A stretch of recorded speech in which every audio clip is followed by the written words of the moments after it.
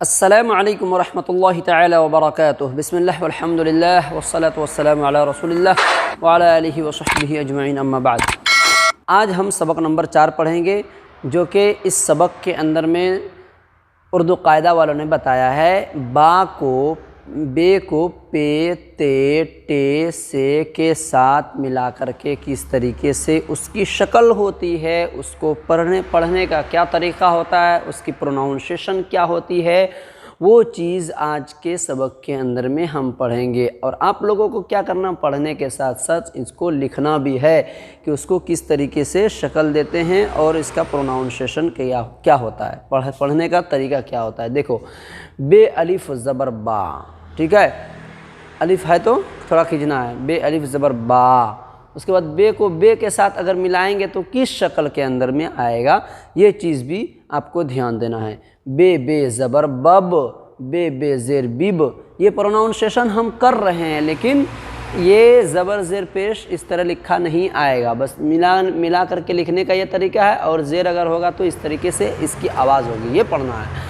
बाकी आगे जाके जब सेंटेंस बनने लगेगा, उसमें जब पढ़ेंगे हम साथ में, तो खुद ब खुद ऑटोमेटिक सब चीज़ मालूम चलते चला जाएगा, ठीक है। अभी जो चीज़ सिखा रहा है वही चीज़ आपको सीखना है, और उसको लिखने का भी तरीका सीखना, ठीक है।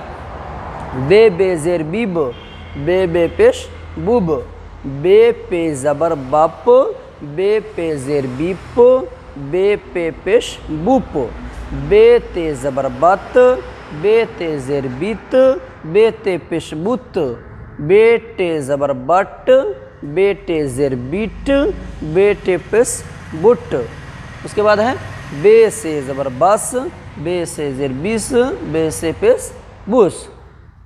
बे जिम ज़बर बज, बे को जिम के साथ लिखते हैं किस तरीके से, वो भी शक्ल ध्यान में देना है। देखो, कभी भी ऐसा उर्दू में होता है, ऐसा रहेगा लिखा हुआ, ठीक है, उसके नीचे एक नुक्ता आ गया तो आपको ध्यान दे देना है कि यहाँ पर ये बे ही हो सकता है।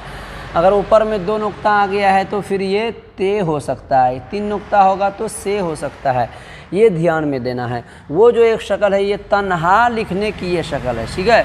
बाकी मिला करके जब बा आती है तो ऐसे करके आएगी, कहीं पर ऐसे भी आएगा, ठीक है, इसको भी बा बोलते हैं, कहीं पर ऐसे है, इसको भी बा बोलते हैं, ठीक है। तो ये सब शक्ल को भी ध्यान में रखना है, ठीक है। पढ़ो, बे जिम ज़बर बज, बे जिम ज़ेर बिज, बे जिम पेश बुज, बे चे ज़बर बच, बे चे ज़ेर बिच, बे चे पेश बुच, बे हे ज़बर बह, बे हे ज़ेर बीह, बे हे पेश बुह, बे खे ज़बर बख, बे खे ज़ेर बिख, बे खे पेश बुख, बे दाल ज़बर बद, बे दाल ज़ेर बिद। वैसे तो दाल की शक्ल तन्हा ऐसे होती है या तो ऐसे होती है, देखे होंगे आप, ऐसे करके ऐसे रहता है, ठीक है, ऐसे, ठीक है। लेकिन जब मिला करके लिखते हैं तो ऐसे भी दाल होता है, ऐसे भी दाल होता है, ठीक है। तो ये ध्यान में देना है। तो यहाँ पर कैसे दिया है, बे दाल ज़बर बद, बे दाल ज़ेर बिद, बे दाल पेश बुद, बेड़े ज़बर बड़, बेड़े ज़ेर बीड़, बेड़े पेश रे नहीं, बे डे डाल है, डाल डाल, बे डाल ज़बर बड, बे डाल ज़ेर बिड, बे डाल पेश बुड।